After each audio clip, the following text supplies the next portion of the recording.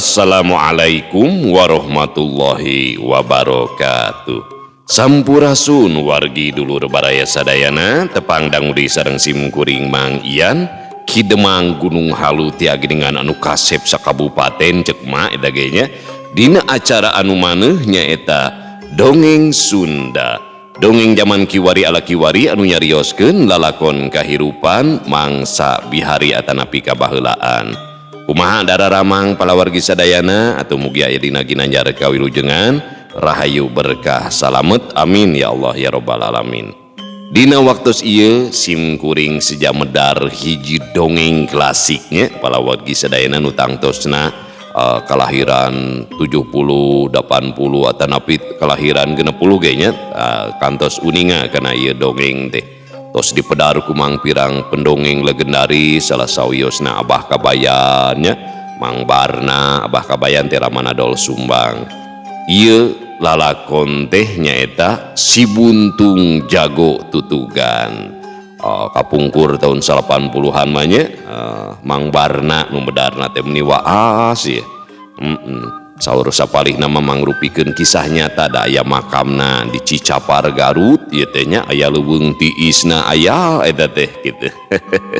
Pokona mah sanes mung sakadar carita dina ieu dongeng teh tapi seueur pisan kenangan-kenangan memori-memorinya boh dina ngupingkeunana boh dina lalakona nya boh dina urang mengenang para pendongengna gitu. Atuh pamugia sing tiasa janten mulangkeun katineung ka mangsa kabaheulaan teras ngajantenkeun hiji kasadarannya geuningan nyarelekna waktu teh teu karasa sakilat sakojengkang nu indah itu kenangan. Ieu mangrupikeun karya lawas anu dipedarnya dina tahun 1860-an nya ku Bapak E. Sukandar anu ngantunkeun anjeunna teh dina tahun 80-an dimakamkeun di Ciparai palawargi sadayana atuh pamugia ieu dongeng sing janten ladang amal anu ngocor ka ahli kubur khususon ka pengarangna nya oge seueur pisan pituah-pituah papatah-papatah hikmah-hikmah dina ieu lalakon dongeng teh. Satacana dilajeng hayu urang ngagip heula nya ka Bapak E. Sukandarna urang ngadoakeun anjeunna da Al-Fatihah mah gratis nya.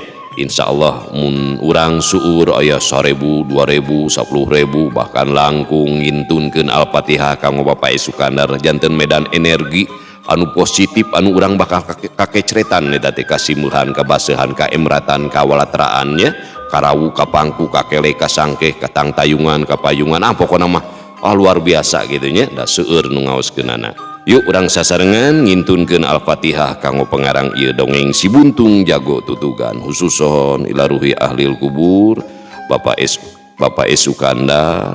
Allahumma gfir lahu warhamhu wa'afihi wa'fu anhu. Sya'ulillahilahum Al-Fatihah. A'udzubillahi minasyaitonir rajim. Bismillahirrahmanirrahim. Alhamdulillahirabbil alamin. Arrahmanir rahim. Maliki yaumiddin.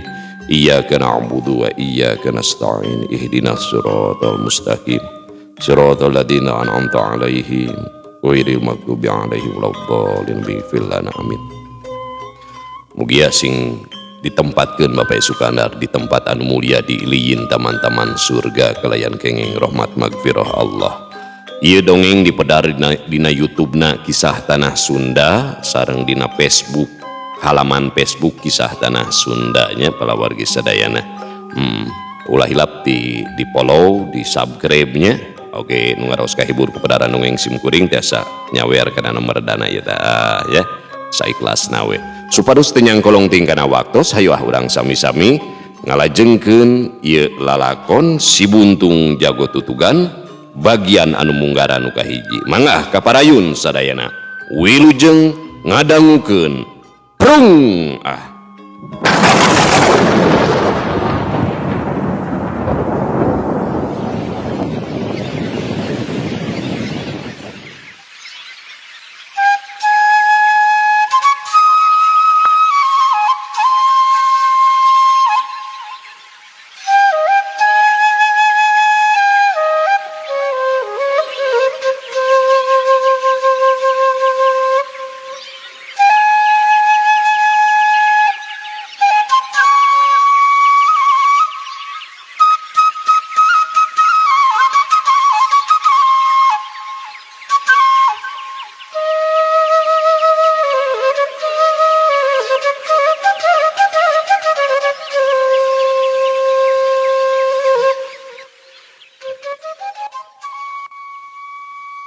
Pihujanan geus ngagarayot mangrupa mega-mega hideung kandel ngadingding.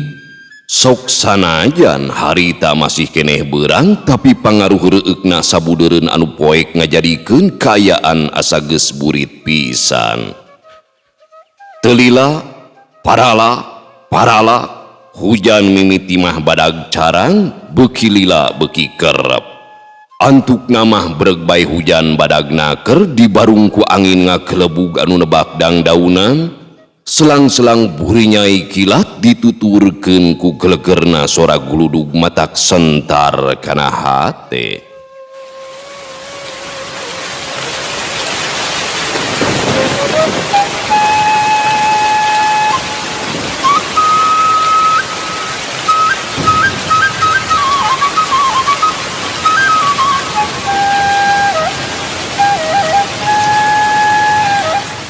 Ngaran-ngaran di pilemuran, kaayaan hujan badag model kitu teh malah matak pikabungaheun pikeun barudak mah. Anu biasa naborangan sieun kucai, anu biasa sapoe ukur cukup ngumah beungeut oge lamun kaparengan datang hujan teh, barudak mah ngadon riab ulin huhujanan bari baham namah teu repeh ting gorowok bari seseurian silih simbe. Malah teu eueuheun pikeun anu lengger mah heureuyna teh sok bari silih tamlog ku leutak.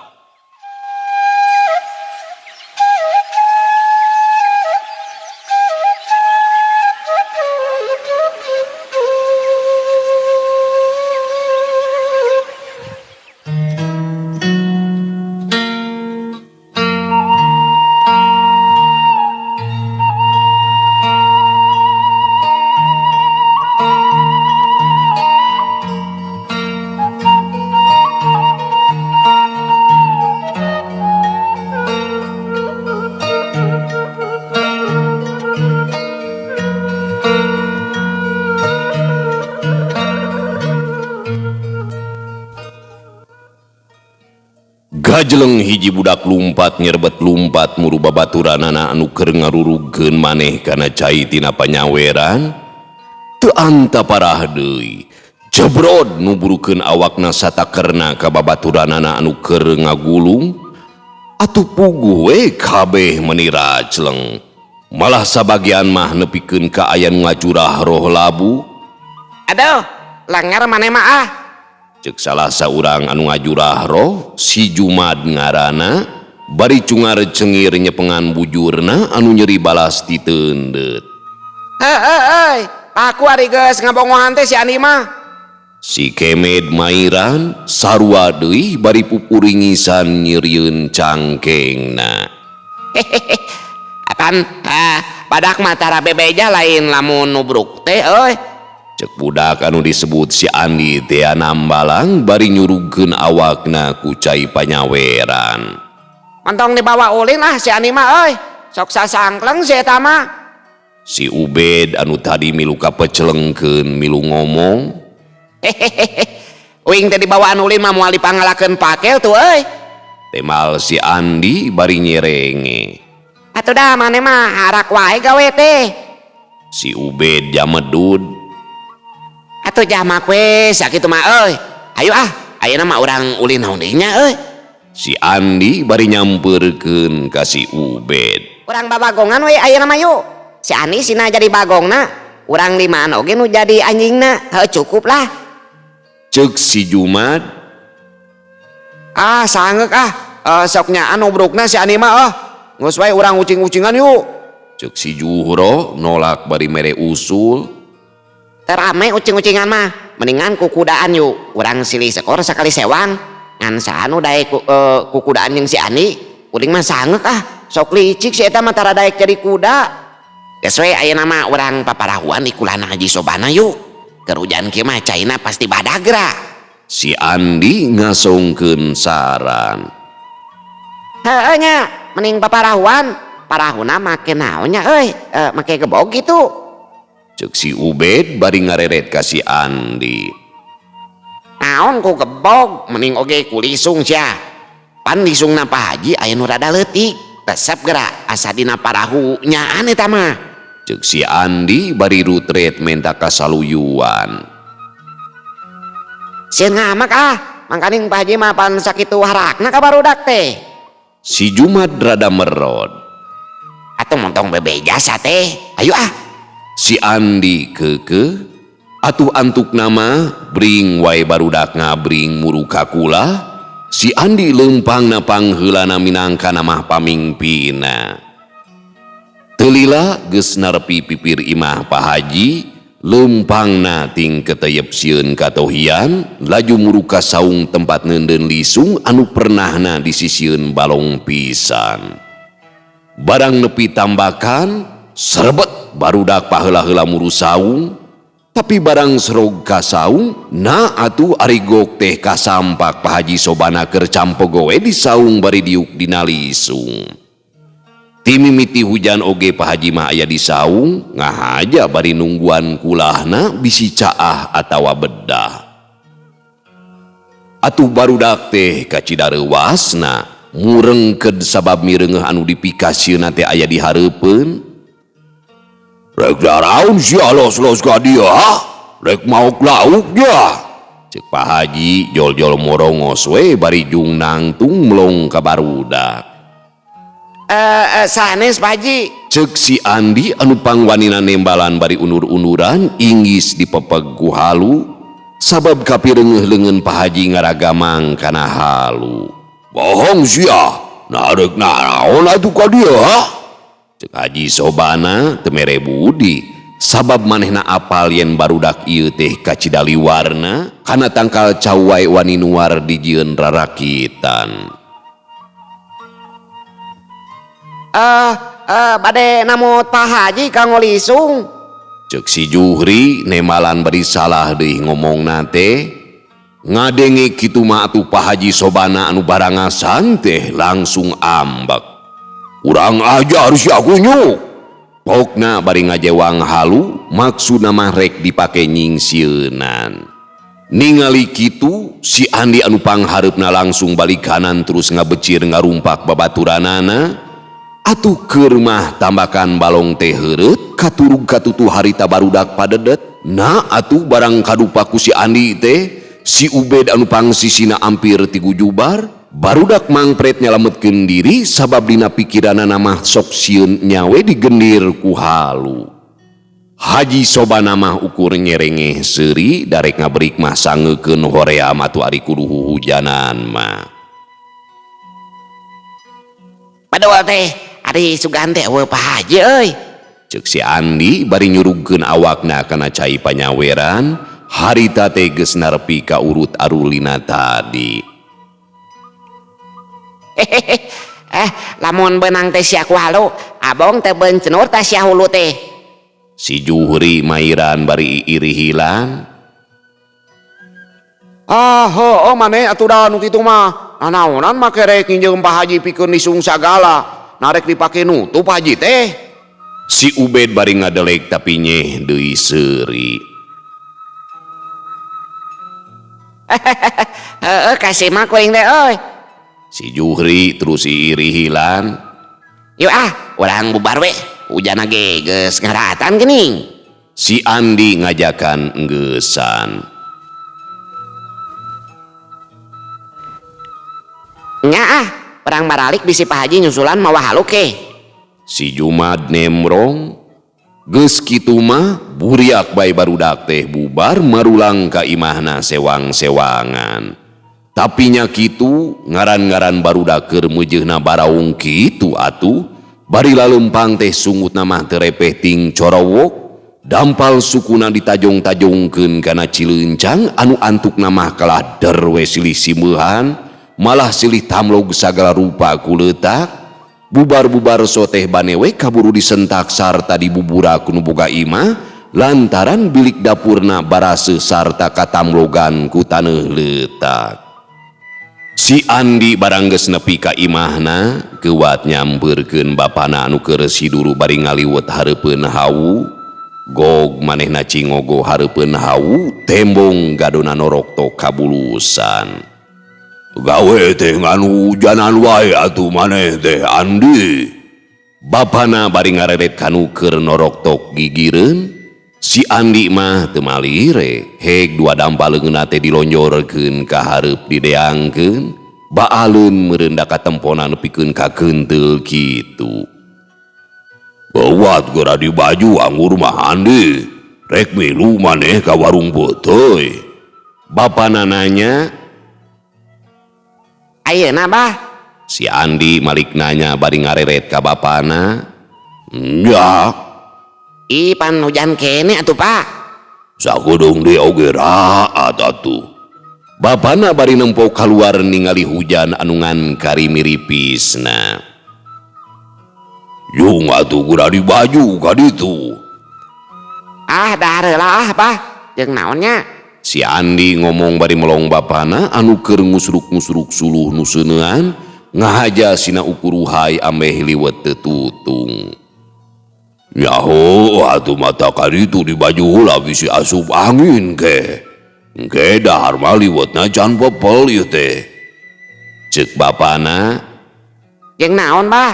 Si Andi kumetap bari muka kastrol anu nagen dina luhur hawu. Yung peda, Temal bapana pondok. Dipais bah. eueuh bumbuna, heujuk angguran mah di baju heula. Engke pedana urang tumpangkeun heula. Tos dahar urang ka warung beuteuy urang nagih duit ladang daun kawung. Ceuk bapana bari nyokot peda beureum dua dina pipiti. Ayeuna bah. Ceuk si Andi ngaleos ka pangkeng, teu lila geus ngarongheap deui bari ngagiwing baju. Baju teh soek deui ginian bah. Tuh tingali. Si Andi nemongkeun baju anu palebah tak-takna ngabarawa, kawan tuh baju anu ngan hiji-hijina bari makena dipeleter unggal poe. Nah atuh make teh meni jorok Andi. Jika dia urang kerodan heula. Coko tu jarum anu nyelap dina bilik. Ceuk bapana katempo panona rada calimba ras kana kaayaan. Tos bobo atuh dah bah. Si Jumat mah kamari ku bapana dipangmelikeun baju weuteuh. Ari Andi iraha boga baju weuteuh. Si Andi siga nu teu malire kana kaayaan. Oh, engke lamun geus aya duit. Matakna ayeuna urang ka warung beuteuy urang nagih duit daun kawung ka Mang Emad. Ceuk bapana. Asik. Atuh bisa meuli bajunya. Geus dianjokeun jang mayar hutang eta mah. Aban salila ieu teh keur dahar sok nganyuk beas ka warung BEH. Si Andi anu tadina marah mai ngadadak alum deui paromanana. Marasina maneh teh anak jalma boga atuh Andi. Untung masih bisa dahar keneh oge. Harita mangsa aya keneh indung maneh onaman usaha bapa teh dagang bako. Nya lumayan hasilna. Engan nya kitu pan jalma masokkeun aku awah gingsir. Tara cicing dina hiji martabat. Disabrak indung maneh geuring, beak modal teh dipake tatambah. Bari indung maneh tetep teu katulungan da meureun geus takdir tinu Maha Kawasa geus kudu pondok umurna. Modal bapa teh beak dipake waragad. Kun, eta mah da geus kuduna kitu. Ngan wayahna we bapa teh can bisa nyugumakeun maneh. Ceuk bapana bari ngabalieur nyumputkeun panon anu mimiti ngecelakeun ci panon. Beres ngerodan baju mah duanana dahar balake cerakan, sanajan ukur jeung sanguliwet deungeuna peda beureum jeung cengek guluntungan anu dicocolkeun kana uyah dina sesemplekan coet oge teu wudu we katempona teh bangun nikmatna keur.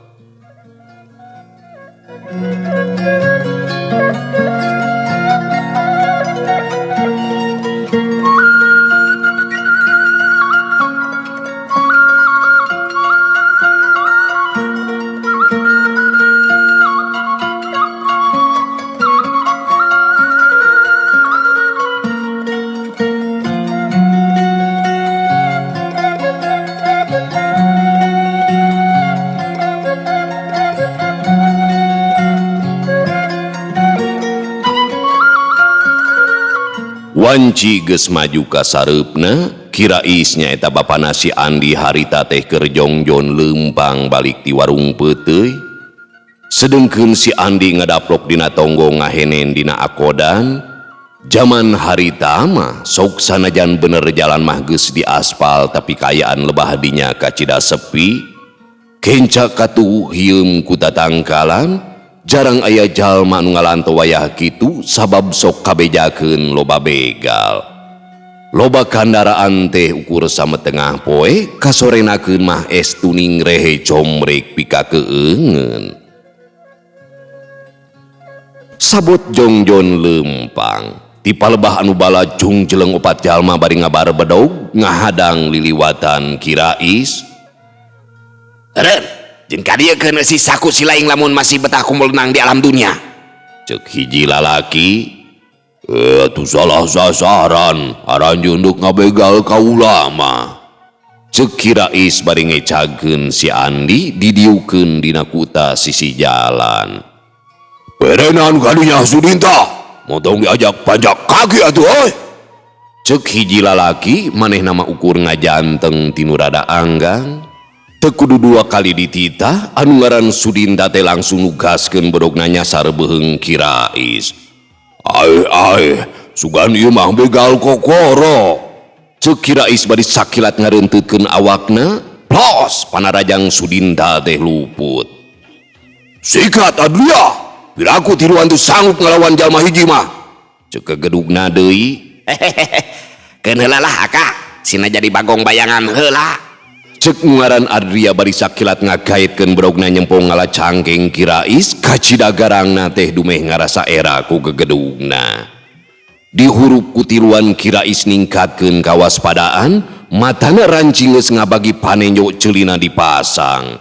Seret, manehna mesat bodogna nu tita tadi ngagaplek dina cangkeng, buntrang. Pangadek Adria ditakis buricak, kembang seuneu kaluar tina dua pakarang anu diadu. Sudinta anu ningali Kirais rada balangah teu miceun kasempetan, hiuk nyabetkeun bodogna rek narok sirah, tapi Kirais lain jalma atah dina maenpo. Sakilat manehna ngakilek bade nyabetkeun bodogna dipake nakis, sakilat disusul tepus ku suku katuhna dipake ngajejek dada Sudinta. Pelentrang, jedak, dayagdag, Sudinta ngadayagdag kakeunaan panajong Kirais. Tacan oge jejeg kuda-kudana, jebrod. Pereup kenca Kirais nyayang kana gadona, kedebut atuh Sudinta labuh nang karak bengkang. Alah, tarok babatokna Ardasim. Gegedug begal marentah deui. Anu ngaran Ardasim ngakentakna rajang nojoskeun bedogna ngalah hulu angen, tapi Kirais leuwih rikat. Manehna nyerongkeun suku kencana bari bedogna disabetkeun dipake nakis. Oro kaya, harita Kirais ngabagi pikiranana, pikeun dirina mah kajonting najan kudu paeh ngababatang oge, ngan manehna teh mikiran anakna. Sudinta anu geus gudang dina rajang meh bareng jeung Ardasim, duanana sarua nyasar beheung Kirais. Ningali kitu Kirais depok ngalelepkeun sirahna bari nyabet babajeg lawan, atuh anu narajang teh reuwas, maranehna keuat mundur sabab sok sieun jadi silih kadek papadana. Ardasim ngajaul kaluhur bari nekeunkeun suku kana tarang Kirais, "Cedak, jengkang!" Kirais ngajengkang, sirah karasa leuneng dumeh tarangna keuna ku paneje. Dina kayaan kitu, Adria teu mere kasempetan, manehna buru rek nojoskeun congo bedog kana hulu angen. Kirais sok sanajan sirahna lungleng masih bisa ningali jeung sadar kana bahaya. Manehna satekah pola ngabela diri, sakilat ngagerentel ka gigir bari nyasarkeun bedog ngalet tarang Adria nu harita awakna doyong kadorong tanaga sorangan.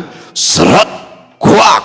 Kadenge Adria anu teu sempet ngejat ngaguak, beungutna kasabet tungtung bedog. Sok sanajan teu nenggel oge tapi balukarna pikeun Adria mah cukup lumayan. Tarangna kudawang getih nepikeun ka mancer. Goblok teh, piraku kudu aing wae nu turun. Ieu jago cicabar teh. Cikan, rasakeun ieu bedog dewek. Gegedug begal anu ngaran Bahrowi nyorowok bari ngacorelat ngahambatkeun bedogna ka Kirais anu masih dina kayaan nang karak. Si Andi anu tadi gawena nyaksian bari awakna ngadegdeg, barang ret bapana rek dihanca ku bedog Bahrowi, ngagentak manehna bari ngagero. Abah! Buru manehna ngagaburu bari ngarangkul dada bapana.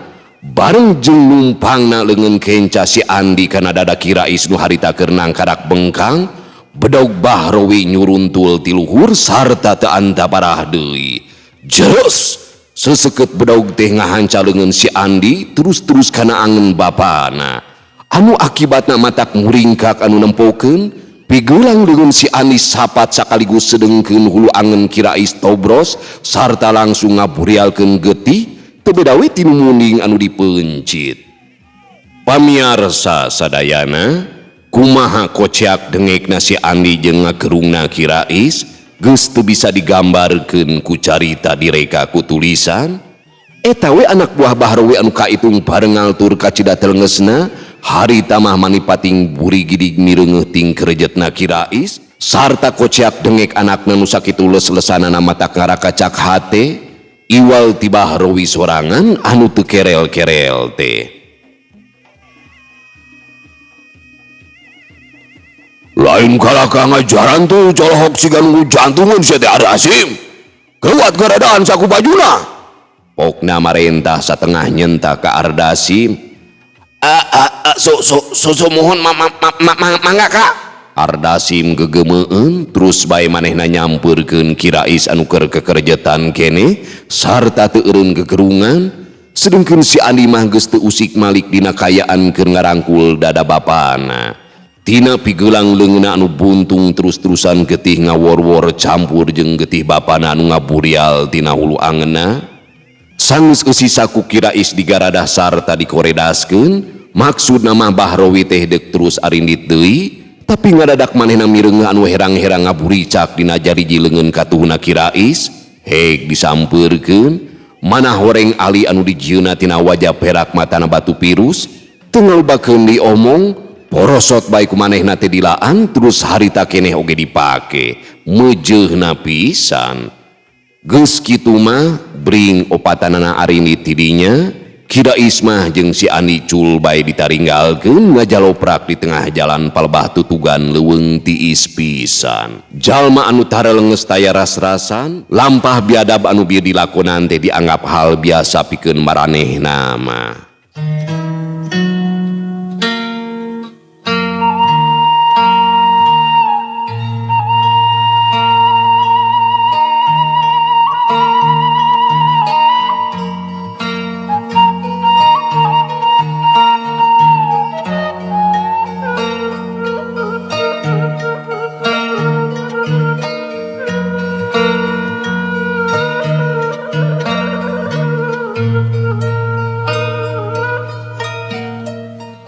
Pamiarsa sadayana nu pararegek, lamun harita Bahrowi jeung baladna laleumpang mapai jalan gede anu brasna kaleles, geus tangtu bakal pasangrok jeung hiji lalaki anu keur leumpang ngagedig dileleskeun.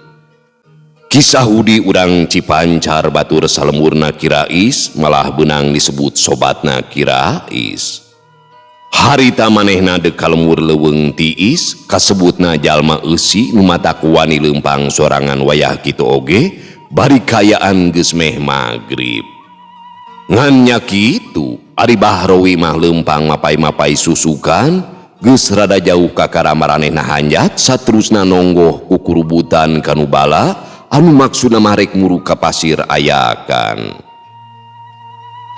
Kisah hudi anu keur jongjon ngagedig teh harita geus nepi ka palebah tikungan anu ngabulungbung anu beras ngajurus ka leuweung tiis. Teu kira-kira kisah hudi ngaranjugna lantaran ngadadak kadenge sora anu sasambat di behareup. Ih, sada nu ceurik geuning, sora budak kawasna mah.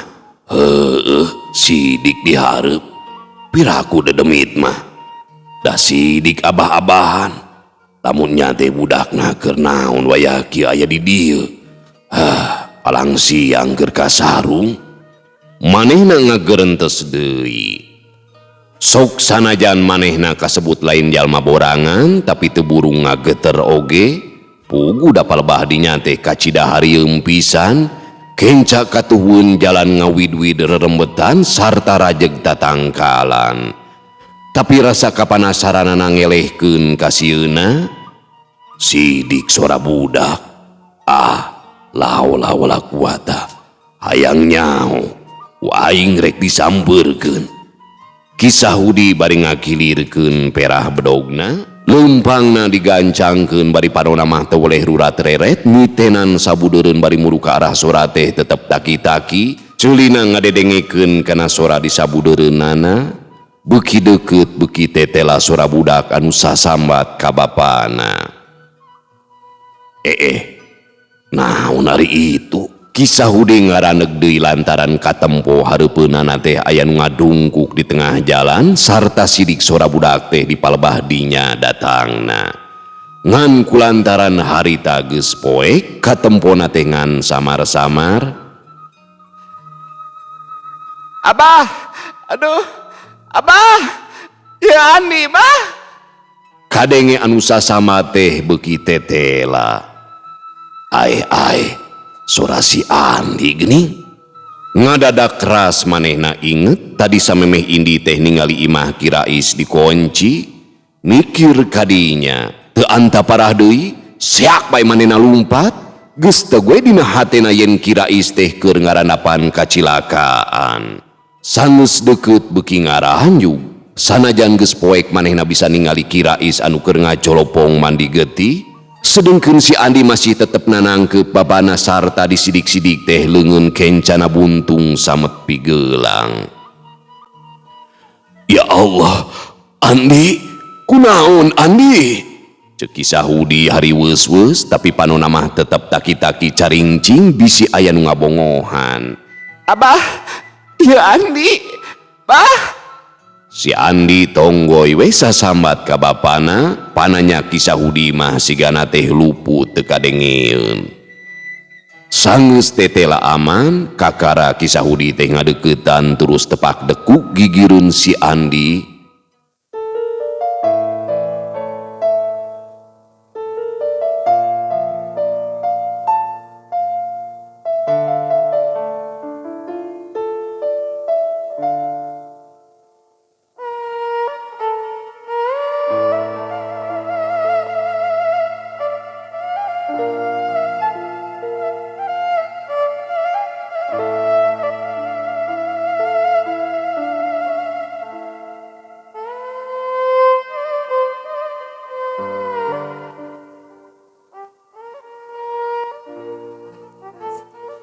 Sangeus tetela aman, kakara Kisah Hudi ngadeuketan terus tepak deku gigireun si Andi bari pok ngomong. Andi, ieu Mang Sahudi. Mang Udi, iya Abah, Mang Udi. Si Andi kakara ngadengieun ayeuna mah, tapi manehna tetep nyuuh kana dada bapana. Kusiwel Kisah Hudi ngaluarkeun paneker tina saku, cekres dihurungkeun. Breh beungeut Kirais teh kacaangan, tetela geus teu nyawaan, teu karasa renghapna amegan, raga mang leungeun Kisah Hudi ngaragap beungeut Kirais, tetela geus camewek tiis.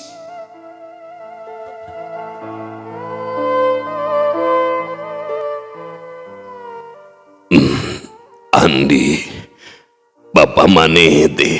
Kisah Hudi teu bisa kebat nyaritana, kaburu kapegat kudu ngagendok dina tikoro. Teu karasa deui, celak si panon Kisah Hudi teh nyak celakan. Andi, hayu urang kalemur jeung Mang Udi. Pokna bari ngaragamang kana tak-tak si Andi. Iya kumaha Abah mah, Abah kumaha. Sora si Andi meh les-lesan ongkoh ka nyeri dina leungeunna geus teu kacatur deui kumaha nyerina. Satuluina Kisah Hudi nyoehkeun bajuna dipake mulen tatu jeung nalian leungeun si Andi sangkan getihna eureun teu terus kaluar. Nya, keun Abah mah ku Mang Udi urang panggul. Sok Andi oge ku Mang urang akeup. Ceuk Kisah Hudi bari geuwat manggul layon Kirais dina tak-tak katuhu, tak-tak kenca dipake manggul si Andi, saja jalan getih ngagarajag maseuhan pakeanana Kisah Hudi.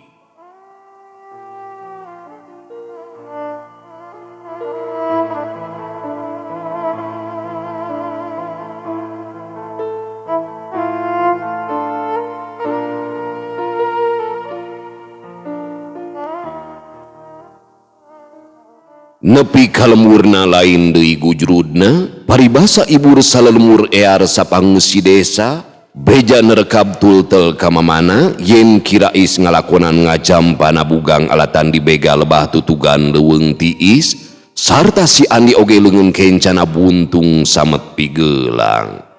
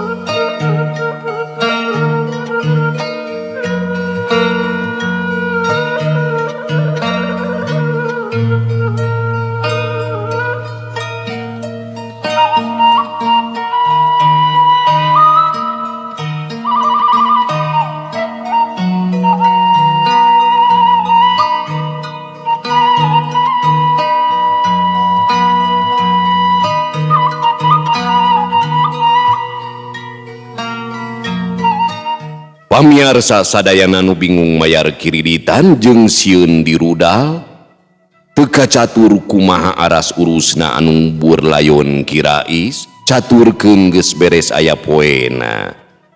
Sedengkeun si Andi terus diampihan ku Kisahudi, keur mah manehna teh teu boga anak, nya si Andi teh dikukut jadi anak.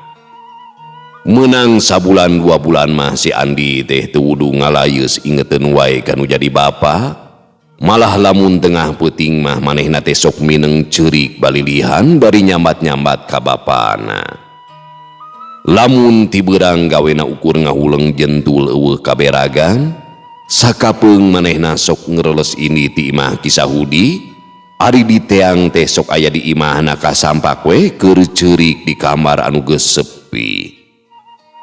Pernah hiji mangsa manehna kasampak keur nyegruk hareupeun hau anu geus heubeul tara dipanasan, sabab samemeh bapana ti nemu jeung ajal teh, nya di dinya pisan mangerodankeun bajuna anu satuluyna dahar liwet balake cerakan.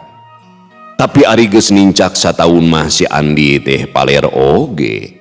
Ongkoh mah Kisahudi katut nyienah bojona kacida pisan mika nyaahna. Teu jarang si Andi dibabawa lamun pareng Kisahudi init dagang bako ka Bandung atawa ka Garut, komo deui ayeuna mah leungeun buntungna teh geus teu dibuleun deui ku lamak. Tapi ari nyogrog-nyogrog teuing mah tetep wae manehna teh sok inget ka bapana, tiap balik ti jauhna sok ngadatangan kuburan bapana anu leuning baresih kawantu mineng diurus. Sok dibersihan saban manehna ngadatangan kadinya, salila-lila manehna ngadon ngaruh sagala kejadian waktu bapana dikarepuk ku begal-begal teh kabeh narembongan dina kongkolak panona. Ari kana beungeut-beungeutna para begal mah manehna luput teu ingeteun, tapi manehna masih inget yen salah sahiji begal teh beungeutna cacad katurih ku bedog bapana. Jadi mun ayeuna papanggih jeung jalma nu cacad beungeutna, manehna geus bisa mastikeun yen eta jalma teh anu dicacadan ku bapana teh. Atuh kana ali pirus boga bapana, manehna masih keneh inget sarta ingetanana pasti dicokot ku begal-begal teh. Oge mun ayeuna bisa kapanggih manehna teh tangtu moal poho sabab ku manehna mineng dicocoo. Perkara adat pangadatanana anu sok lenger ka babaturanana, anger we manehna teh abong adat bawa ti kudrat. Ngan nya eta atuh ayeuna mah manehna teh langka ulin cacampuran jeung babaturanana, jadi osok mineng ulin sorangan di kebon atawa di kuburan sarta lamun aya nu leukeun ningali ka manehna, piraku teu matak jadi helok tur ngarasa kaget lantaran cicingna di kebon atawa di kuburan teh ayeuna mah lain ngan sakadar ngajentul teu pugu, tapi ieu ngadon nonyok-nonyokeun leungeun kencana anu buntung kana tatangkalan. Mimitina mah nya kitu we kana tangkal cau, lamun teh mah tangkal cau dina sakali nonyok bisa rebah, ningkat kana tangkal anu teuas, kana kai atawa kana tangkal awi. Nu antuk nama lamun lengan buntung na ditonyokeun kana dahan kai anu sagede bitis bae mah kudu we peunggas. Kana tangkal awi teu burung ngadorok do. Ongkoh deui lengan buntung nanti ayeuna mah geus teu dibuleun deui ku lawon tapi dibuleun make kulit. Jereun kulit teh diteuneun besi gepeng ngahaja dibingkengkeun meunang ukay-ukay manehna sorangan. Pugu we mun ditonyokeun kana benteng atawa kana tembok teh piraku we teu jebol.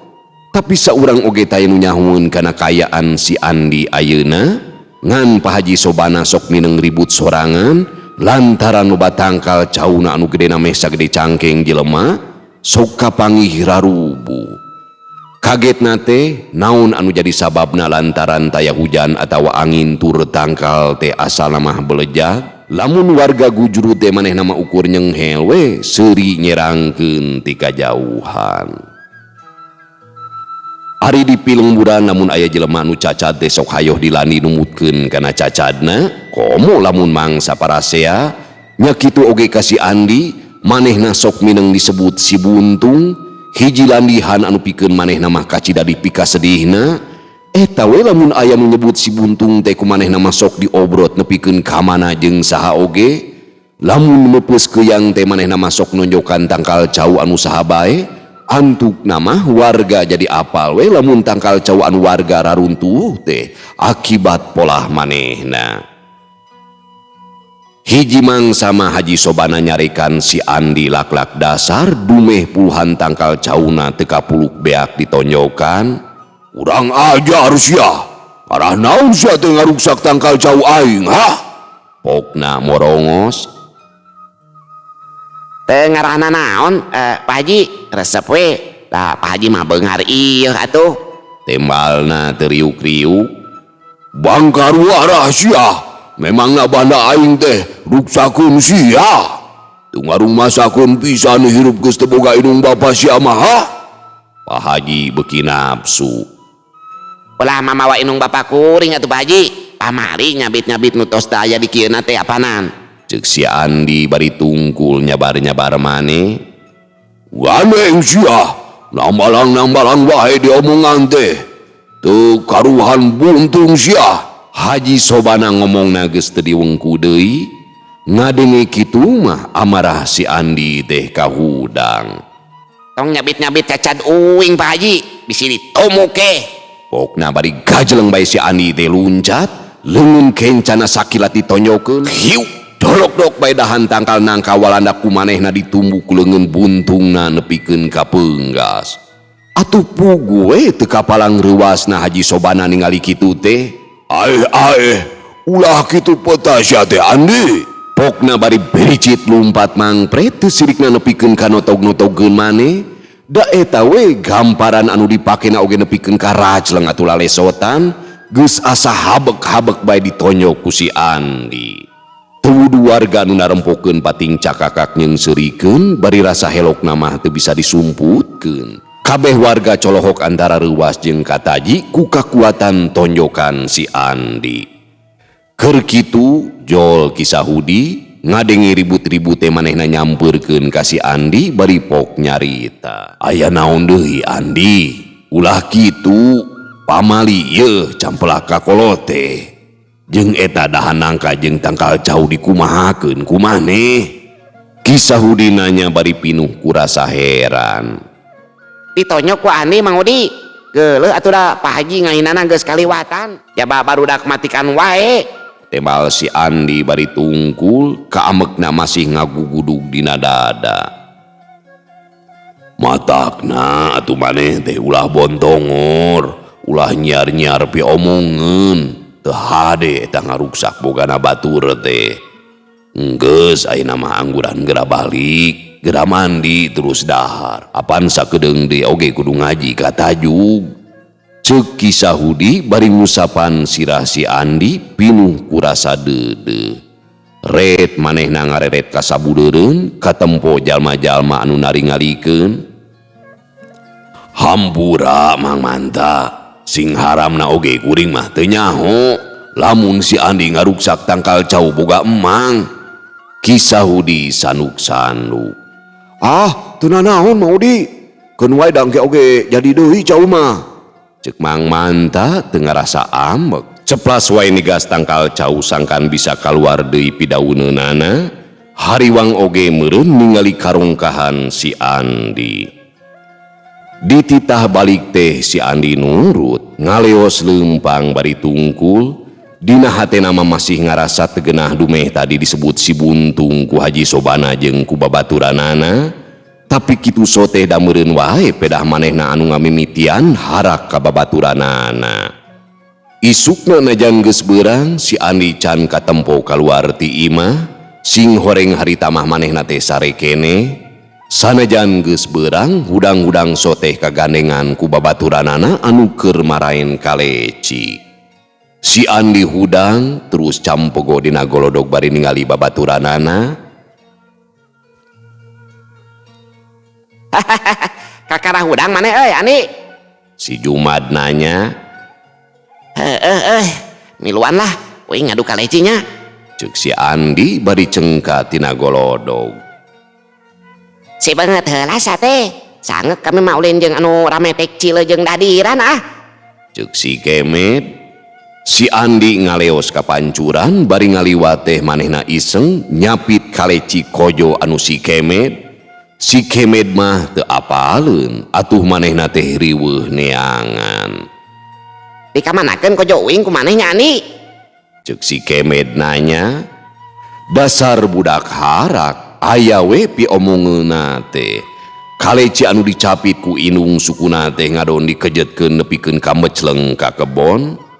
Teangan si Andi. Pokna Kumaneh we teangan tan kaleci maneh atuh. temalna si Andi teu kirem-kirem. Gantian sia. Cek si Kemet ngomong bari beungeutna beureum tanda amek. Gantian ku ieu ye. Cek si Andi ngacungkeun dengan buntungna, atuh si Kemet murengked, gok cingogo bari tungkul siga nu rek ceuri. Montong lewes teh, ke kuing digantian mun geus boganya. Cek si Andi bari ngaleos nuluykeun ka pancuran. Katelengesan jeung kalenggeran si Andi sigana moal manggih bangsana jeung barudak saumurna mah malah aya dua kajadian anu meh-mehan ngadatangkeun korban akibat kabontong waranana teh. Pernah hiji mangsa bade ka Haji Sobana teh deuk ngamandian kuda, biasa ku barudak teh sok diabringkeun, tapi nu sejen mah tarayeun wani ngadeuketan kuda sabab sok sieun ka sepak. Tapi dasar budak lenger si Andi mah manehna ngadondoko we leumpang hareupeun bujuru kuda nu harita dina tonggongna keur anjay cele anak Haji Sobana anu kakara umur 4 taun. Nada eta mah buntut kuda ku si Andi teh ngadondi kenyang, atuh pugu we kuda teh ngajere teh nepikeun ka budak Haji Sobana meh-mehan labu. Atuh badegana Haji Sobana anu ngaran Mang Amir teh ngamek terus nyarekan. Dasar si Andi dicarekan teh ngadon cekok we bujur kuda teh ditonyok kuleungeun buntungna. Nah eta mah kuda langsung ngajaul nepikeun ka budak Haji Sobana teh ngacleng, untung masih kasanggap. Ngan kudana kabur lumpat ngamuk atuh salemur gujrud. Eureun-eureun eta kuda teh sanggeus dikusruk kana gawir nepikeun ka sukuna potong, atuh kuda teh jadi teu ka arah gawena. Ku kajadian eta teh kisah hudi keluarga pada ngajejele, tapi sanajan geus dipapatahan kumaha oge keukeuh talajak si Andi teh teu ieuh-ieuh. Anger we manehna masok nyieun picacapekeun. Hiji mangsa manehna arulin ka pasir rek ngalamanuk, babaturanna mah marawa ka tepel, ngan si Andi mah anu dibawana teh sumpit, paserna we aya kana 10 mah. Lantaran teu bebeunangan nyasa terus nama maranehna teh ngarala kasir, geus kitu laleumpang ngaliwatan tegal pangangonan, riab harita teh munding Haji Sobana nu keur diangon. Tapi eta mah si Andi teu pupuguh manehna teh ngadeuketan munding jalu anu panggedena.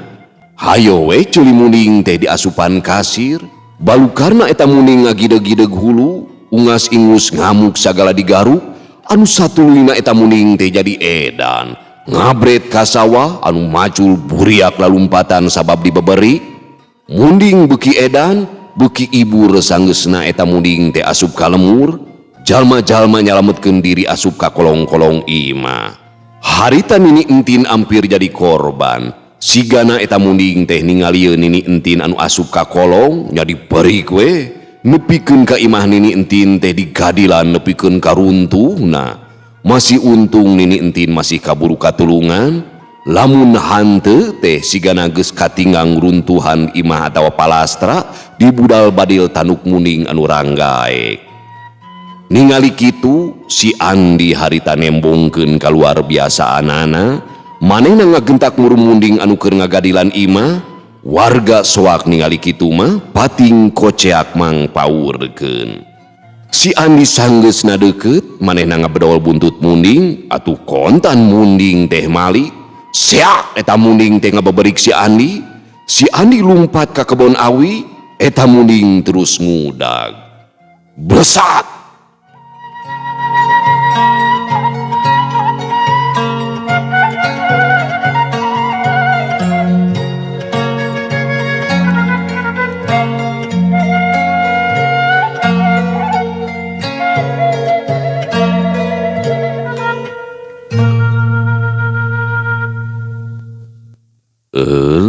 Pala wargi sadayana waktosna geningan parantos teh nyekapannya.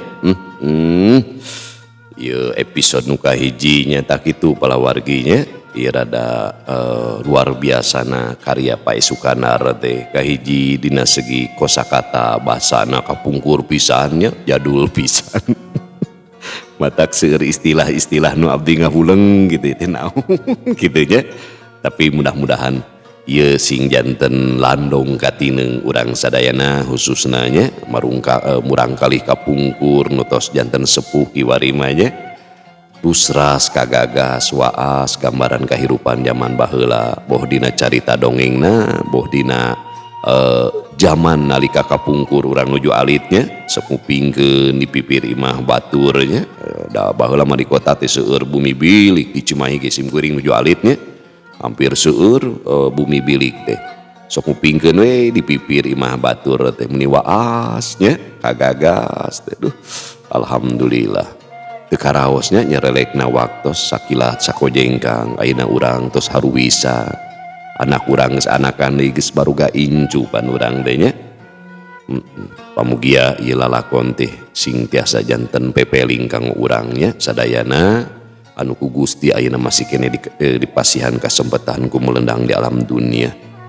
Pamugia urang sing kalebet jalmi anu lulus dina ujian kahirupan nu ngan sakali-kalina ieu teh nya.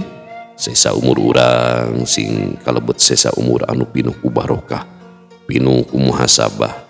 Kalayan urang teh dieusi ku taubat nu saleres-leresna taubat, bebersih lahir, bebersih batin nya.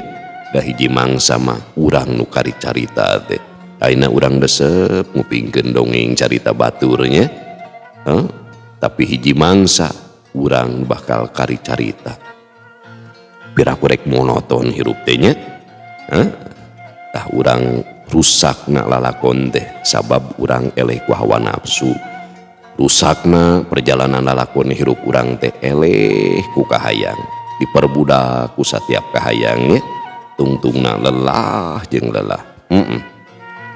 Umur 40-50 tahun mah teh asa lelah, asa capek nya.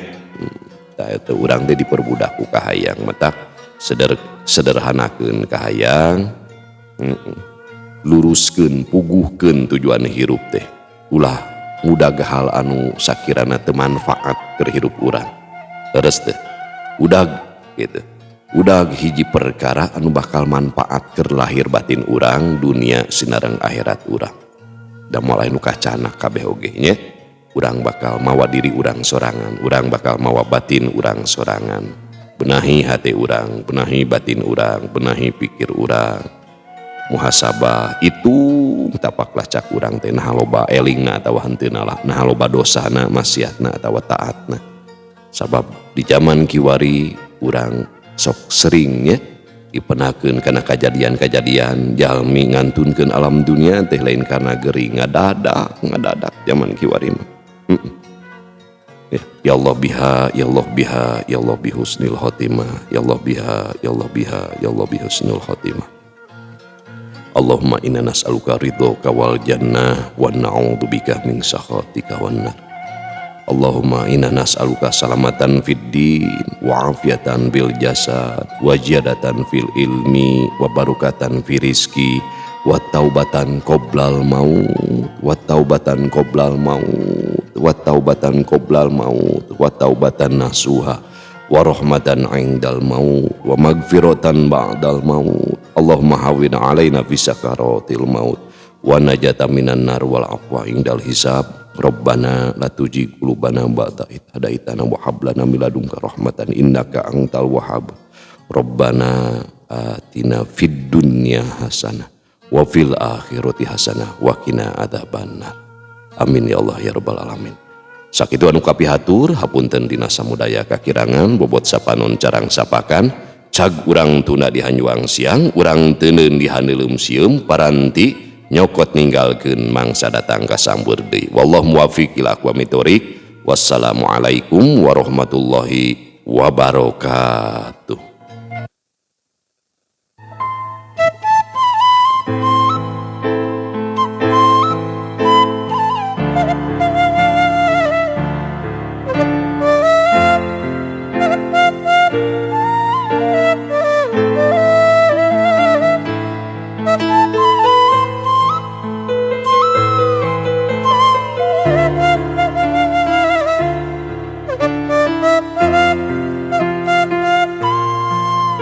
Thank you.